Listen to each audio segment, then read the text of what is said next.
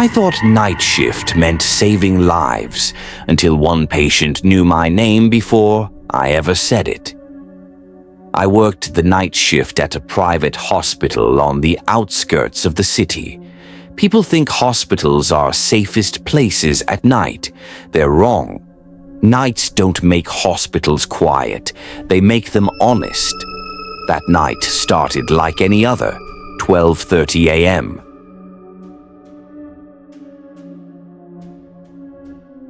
Cold corridors, flickering tube lights, the smell of antiseptic mixed with something old, almost metallic. I was assigned to Ward 3B, a long hallway with only 6 patients. Most were asleep. One was dying. Patient 307. He arrived just before midnight. No ID, no family, no records in the system. The security guard who wheeled him in looked pale. Found him outside the hospital gate, he said. He collapsed. The man was in his late 40s, deep cuts on his arms, not fresh but not healed either. His eyes were open, too open. He didn't blink when the lights hit his face. When I checked his vitals, his heart rate was normal. But his body temperature? 33 degrees Celsius. That's hypothermia level. Yet his skin was warm. I told the doctor. He frowned, adjusted the chart, and said something I still can't forget. Just monitor him. If he speaks, call me. That was it.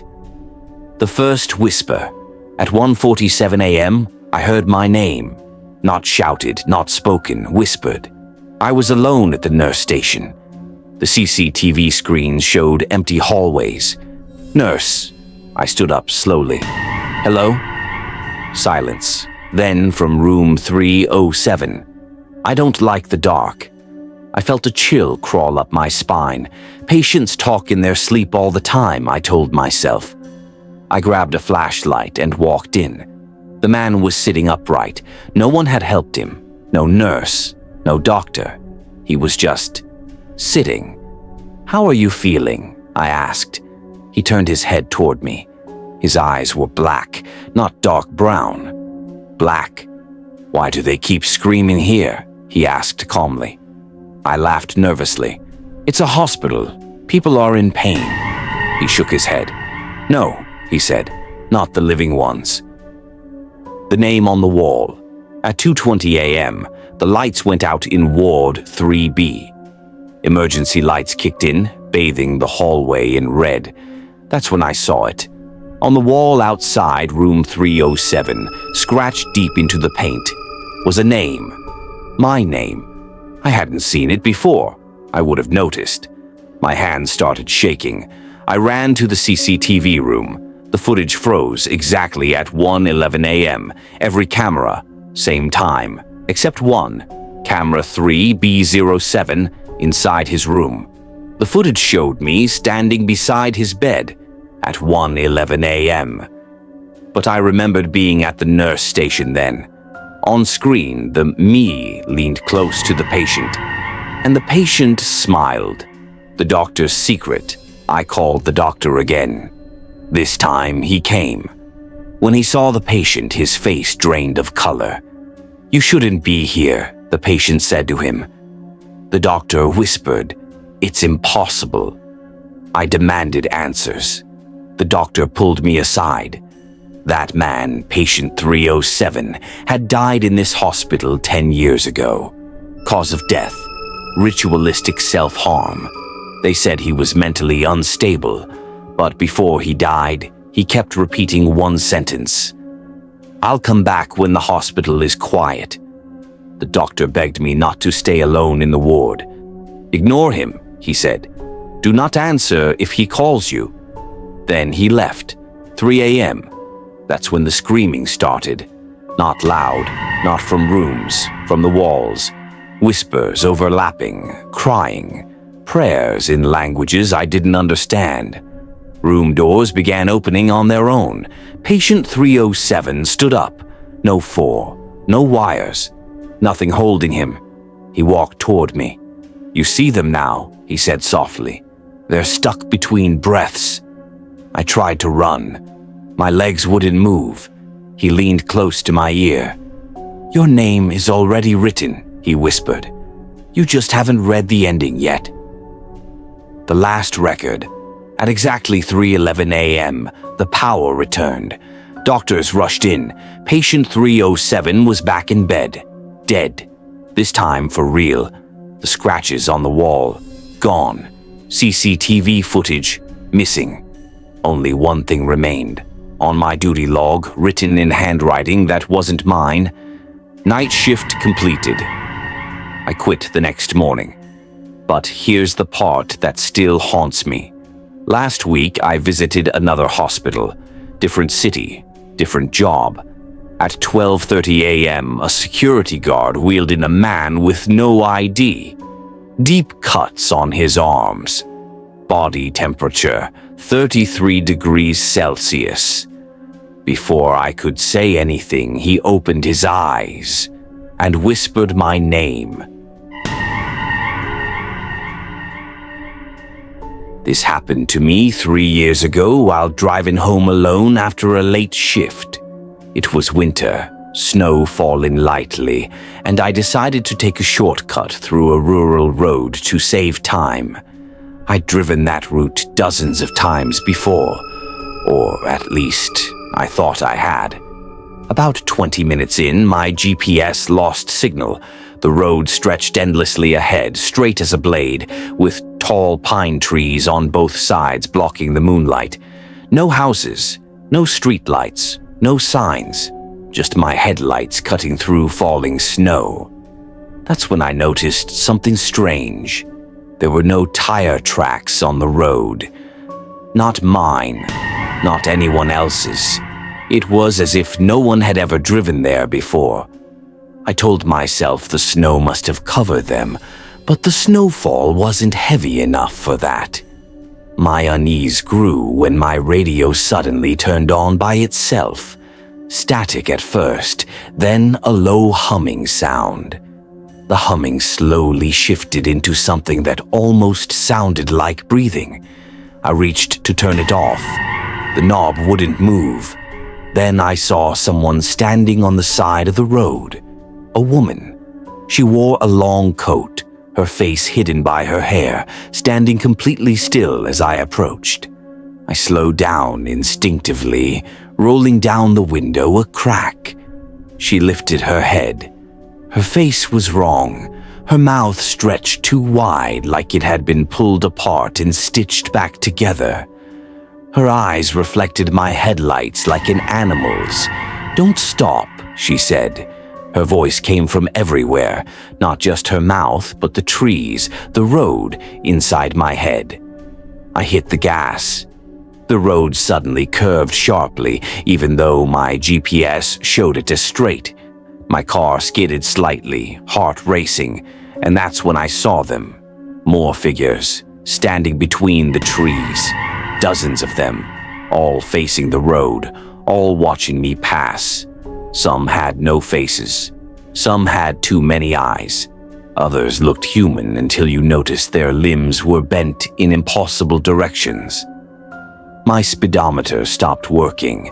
The clock on my dashboard froze at 3:33 a.m. The road began to narrow, trees closing in, branches scraping my car like fingers. I screamed when a voice spoke from the back seat. "You weren't supposed to find this way." I didn't look back. I slammed the accelerator to the floor, praying, crying, begging out loud to anything that would listen. Then, suddenly, I burst out onto a familiar highway, streetlights, traffic, noise. My GPS signal returned instantly. I pulled over, shaking uncontrollably. When I checked my phone, only 7 minutes had passed, but my car was covered in scratches. And on the back window, written in the frost from the inside, were 4 words. "We saw you drive. I never found that road again, and I never drive alone at night anymore." I used to work the night shift as a junior nurse at a small private hospital on the outskirts of the city. It wasn't the kind of place people talked about, and honestly, most locals avoided it unless they had no other option.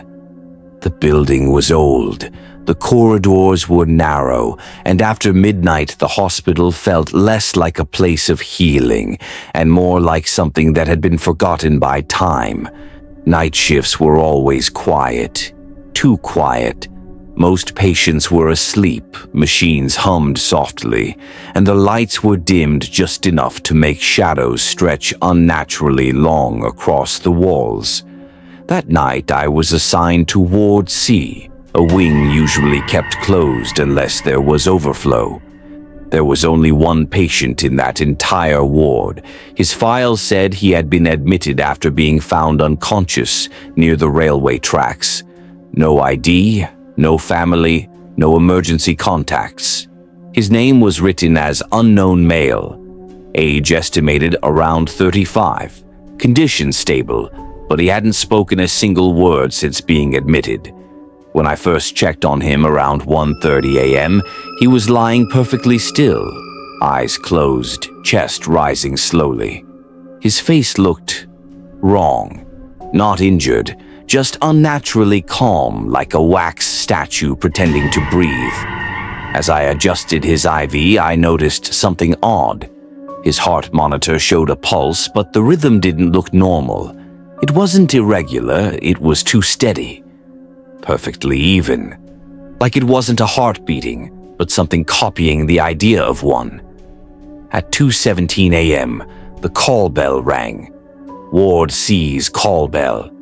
My stomach dropped instantly. There was only one patient and he was supposed to be unconscious. I stood outside the room for a few seconds, telling myself it was probably a malfunction. Old hospital, old wiring. But the bell kept ringing. Slow, deliberate presses. Not frantic. Almost patient. When I pushed the door open, the man was sitting upright in bed. His eyes were open. He was staring directly at me. I froze in the doorway. His eyes were dark, too dark, like the pupils had swallowed the whites completely. He smiled, a small, polite smile, and spoke in a soft, dry voice. "Could you turn off the light?" My hands trembled as I reached for the switch. Hospitals never trained us for moments like that, when your instincts scream that something is wrong, but your job demands you stay calm. I asked him how he was feeling. He tilted his head slightly, studying me, then said, "I don't think I belong here." I laughed nervously, trying to sound normal, and told him he was safe. That's when his smile faded. "No," he said, "this place doesn't like me." Before I could respond, every monitor in the room started beeping at once. The lights flickered violently. The temperature dropped so fast I could see my breath. And then he whispered something I will never forget. "They know I'm awake." The door slammed shut behind me. I ran. I didn't look back. I didn't call security. I ran straight to the nurse's station, heart pounding, barely able to speak. When I finally forced myself to go back with 2 other staff members, the room was empty. No patient, no IV, no bed sheets disturbed, only the heart monitor still on, showing a flat line that had been recorded for over 3 hours. That ward was permanently closed the next morning. I quit 2 weeks later.